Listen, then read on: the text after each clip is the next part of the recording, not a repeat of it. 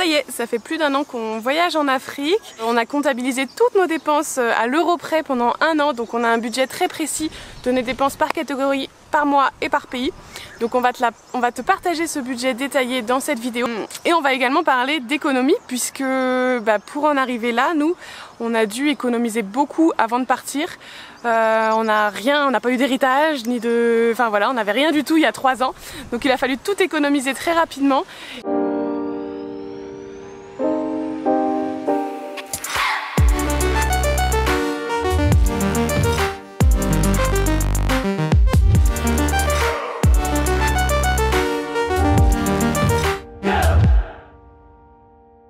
Comment nous on a fait pour économiser de l'argent, puisque c'est vrai que c'est un sujet qui revient souvent et qui bloque surtout beaucoup de personnes. Et nous ça nous a bloqué en fait 3 ans auparavant quand on a eu l'idée folle de partir autour du monde. Enfin, on trouvait ça vraiment fou. On a beaucoup creusé, on a été justement très friands de vidéos budget où on s'est dit en fait c'est pas du tout pour nous quand on voyait les budgets. Et donc ça nous paraissait vraiment énorme et inaccessible parce qu'on avait vraiment un train de vie, on vivait à Paris donc on avait beaucoup de charges. On avait des revenus confortables mais pas non plus très élevés et donc voilà, on était un peu découragés et puis on a creusé, on s'est rendu compte qu'en fait les personnes, contrairement à ce qu'on pouvait croire, n'étaient pas du tout riches, celles qui voyageaient au contraire souvent, et on s'est rendu compte qu'en fait elles avaient toutes mis de l'argent de côté, ça prend plusieurs années pour beaucoup, vendu parfois leur maison, mais voilà, que c'était vraiment un choix de vie. Et c'est vrai que nous on reçoit beaucoup de remarques aussi, soit en commentaire ou quand on parle avec les personnes. La première chose que les gens ont en tête quand on parle de notre projet, souvent c'est mais comment ils ont fait pour financer ce voyage? Ensemble on a réussi à économiser relativement facilement. Pour nous ça n'a vraiment pas été une contrainte. En fait on a toujours économisé de l'argent. Même moi quand j'étais étudiante fauchée avec moins de 500 € par mois, j'arrivais à économiser peut-être 20 € par mois. Enfin, j'ai toujours eu cette envie d'économiser et surtout de ne pas me priver. Donc j'ai développé beaucoup de techniques en fait au quotidien. Je m'en suis rendu compte là quand on a fait le point. On a vraiment développé en fait énormément d'habitudes au quotidien pour dépenser très peu. Enfin beaucoup moins que d'autres, sans se priver. Ça nous arrive très fréquemment en fait, soit avec des abonnés ou juste avec des amis quand on parle, d'entendre cette fameuse phrase c'est la fin du mois, je peux pas aller au restaurant ou j'ai plus trop de sous, et à chaque fois ça nous interpelle, on se dit c'est fou que... Enfin voilà, nous on n'a jamais trop été dans cette situation-là à dépenser tout notre argent en attendant le prochain salaire. On a toujours été avec un état d'esprit où on a toujours dépensé le moins possible, enfin ce dont on avait vraiment besoin. Et voilà, et le reste ça partait dans des économies. Et c'est comme ça en fait qu'on s'est jamais privé et qu'on a toujours économisé en fait tous les mois au fur et à mesure. Et donc je sais que c'est vraiment pas compliqué, enfin c'est vraiment pas facile pour tout le monde. On a tous et puis il y a plein de gens qui aiment aussi dépenser tout leur argent et ne pas forcément prévoir de gros projets. Donc c'est pas du tout un jugement quoi que ce soit. Tout simple, c'est juste que ça nous frustre un peu, enfin ça nous gêne un peu voilà, d'entendre des personnes qui, par contre, ressentent le sentiment de ne pas avoir le contrôle en fait, sur leur salaire, sur leurs revenus, et d'avoir l'impression que leur argent part un petit peu comme ça facilement et qu'à la fin du mois, ils se retrouvent cric-crac. Ric-crac, ouais, c'est ça. Et que voilà, et que du coup, ils n'arrivent pas à se projeter sur des gros projets comme faire un tour du monde, comme... je sais pas, l'arrivée d'une naissance, investir dans l'immobilier, s'acheter une nouvelle maison, une nouvelle voiture sans forcément faire de crédit. Enfin voilà, toutes ces petites choses-là que nous paraissent importantes. Et c'est vrai que nous, on préfère voilà, dépenser moins au quotidien pour pouvoir après se faire des plus gros projets et se faire plaisir pour des choses voilà, comme le tour du monde actuellement. Et donc on s'est pas mal creusé la tête. En fait, ça fait 1 an qu'on travaille un petit peu là-dessus. Et c'est quelque chose, on peut pas vraiment parler d'argent sur YouTube parce que c'est vraiment intime, c'est compliqué. Et donc on a construit une formation. Alors c'est juste pour les personnes qui seraient intéressées à économiser de l'argent et à savoir, et à écouter un petit peu notre méthode et notre philosophie de vie. Donc c'est vraiment, c'est en plus de YouTube. Ceux que ça n'intéresse pas. Vous pouvez passer directement à la partie budget si vous voulez, mais c'est pour voilà, toutes les personnes. Si à la fin du mois tu te dis mince, comment ça se fait que j'arrive pas à avoir de souplesse, que je stresse un petit peu à la fin du mois, que j'arrive pas à économiser de grosses sommes, que tu n'arrives pas à économiser, je sais pas, peut-être en faisant quelques efforts, certains mois 50% de ton revenu, et ben voilà, on a mis en fait au point une petite méthode. On a bossé franchement pendant plusieurs mois dessus et on savait pas trop comment le partager, et en fait donc ça va être une formation privée parce que déjà c'est beaucoup trop long. Il y a 9 modules. En fait, quand on a tout listé, on s'est rendu compte qu'on avait pris des habitudes au quotidien qui nous maintenant, on ne fait plus attention du tout à ça, mais en fait on a énormément d'astuces à partager. Et on pouvait pas faire 10-15 vidéos sur YouTube parce que c'est pas du tout le thème de la chaîne. Surtout qu'en fait c'est des choses qui sont très personnelles, très intimes. On partage des chiffres, combien nous on gagnait, combien on économisait, comment on achetait certaines choses. Enfin voilà, c'est des choses qu'on n'a pas forcément envie de partager publiquement parce que c'est des choses intimes aussi. Et on veut aussi que les personnes qui rentrent dans cette formation, ce soit juste un groupe qui soient motivés, ce soit des personnes qui ont envie aussi c'est un petit peu aussi une démarche vers le minimalisme, ça mixe un peu le minimalisme, acheter moins cher, les bons plans, la récup, comment vendre efficacement, comment acheter d'occasion, etc. Toutes les applis nous qu'on utilise pour gérer notre budget au quotidien, on partage des tableaux Excel, plein de liens d'applications, etc. Donc il y a beaucoup de choses, on a recensé, je crois il y a plus de 20 actions semaine après semaine, jour après jour à mettre en place pour parvenir à économiser et à changer ses habitudes sur le long terme. Donc voilà, donc les personnes qui vont venir dans cette formation, on veut que ce soit des personnes qui ont envie de changer leurs habitudes. En fait, ça sert à rien autrement de venir juste par curiosité si t'as pas envie de changer tes habitudes et d'économiser, si t'as pas de projet d'économie d'argent, etc. Donc on veut que ce soit vraiment quelque chose de plus intime, d'un petit groupe, un petit comité, que ça ne s'adresse pas à tout le monde bien évidemment. Et comme ça on pourra échanger par mail avec les personnes qui en ont besoin, s'ils ont envie. Bon après on n'est pas du tout des coachs, hein. Si tu as des gros problèmes de dette, etc. Enfin c'est pas du tout notre rôle, nous c'est juste de partager nos astuces, comment nous on a fait pour économiser largement assez en 2 ans pour vivre 2 ans sans travailler. En fait on a réussi à économiser, on avait des salaires entre 1500 et 2000 euros par mois, ce qui est beaucoup, mais à Paris c'est vraiment pas beaucoup.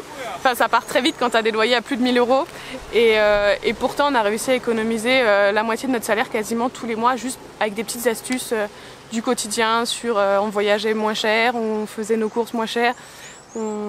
Des astuces pour ne pas craquer totalement au solde et réussir à prendre que ce que tu as besoin, comment faire du tri dans ton armoire, comment réussir à vendre sur le Bon Coin, sur Vinted, comment construire des annonces, etc. Enfin voilà, toutes ces petites choses-là, comment on arrivait à automatiquement économiser de l'argent tous les mois. Donc c'est plein de choses réparties en 9 modules d'environ 20 minutes, donc il y a plusieurs heures d'écoute et donc step by step on accompagne les personnes avec des actions à chaque fois à mettre en place pour économiser de l'argent donc sur le long terme et économiser plusieurs milliers d'euros. On a calculé normalement en 1 semaine on peut facilement gagner 100 euros et je pense gagner 1000 euros au moins en 3 mois, voire beaucoup plus pour les personnes qui ont un peu plus de souplesse financièrement. Après ça dépend forcément de chacun, mais voilà, donc tout ça va se passer donc dans la formation. C'est donc une formation payante puisque c'est un contenu vraiment très complet. Donc on a vraiment mis tout notre cœur à faire ça. On y bosse depuis 6 mois à peu près au début on savait pas trop si on écrivait un livre, etc. Mais on est plus à l'aise à l'oral, donc ça se passera à l'oral et c'est beaucoup plus facile pour transmettre aussi des idées pour nous. Donc ça se passe, le lien est dans la description de cette vidéo. Et puis si vous avez des questions, bien sûr vous pouvez nous contacter, les poser en commentaire ou par mail. Et puis on se retrouve très vite dans la formation pour ceux que ça intéresse. Si t'es pas intéressé par la formation, on continue de faire nos vidéos gratuites, etc. C'est vraiment quelque chose en plus pour ceux qui veulent aller plus loin, qui ont des projets concrets et qui ont besoin d'économiser, qui se retrouvent bloqués sur ce point de vue-là, parce que même si on n'est pas, nous l'argent pour nous c'est pas, on n'est pas carriériste ou quoi que ce soit, mais on a quand même besoin tous d'argent pour réaliser certains projets. La vie est faite comme ça. On est obligé de rentrer un peu dans le système. Donc voilà, donc pour ceux qui ont besoin de faire des économies en ce moment, qui ont envie de donner un petit coup de pied au cul et d'avoir pas mal d'astuces, parce que on peut trouver des astuces comme ça à droite à gauche mais on sait que c'est très compliqué. Donc voilà, pour quelqu'un qui veut avoir directement les 20 actions à réaliser jour après jour en nous écoutant avec des objectifs, et ben voilà, ça peut aider certaines personnes. En tout cas, j'espère que ça va vous aider. Et puis de toute façon, voilà, on se retrouve dans la formation pour échanger ensemble à ce propos. Maintenant, concernant notre budget, du Maroc à la Namibie, donc on a traversé 15 pays en un an. On va commencer tout d'abord par les dépenses fixes. Ce qu'on appelle dépenses fixes, c'est que c'est pas lié à notre mode de vie en fait. C'est lié juste, ça comprend en fait les visas, etc., les assurances santé. Donc c'est plein de charges fixes comme ça qui, quelle que soit la durée à laquelle, enfin l'allure à laquelle on avance, sont à peu près fixes.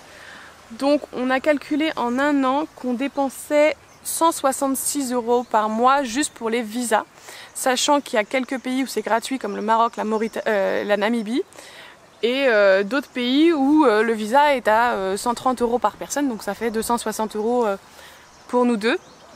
Donc voilà, donc le post-visa est quand même très important. Par exemple, par rapport à un voyage en Europe, il n'y a pas de visa, donc c'est des dépenses qu'il y a en moins. Par exemple, sur d'autres continents, en Amérique du Sud, je crois qu'il n'y a pas beaucoup de visas non plus. Je pense que l'Afrique de l'Ouest, c'est une des parties au monde où les visas sont les plus chers pour voyager. Donc c'est quelque chose à prendre en compte.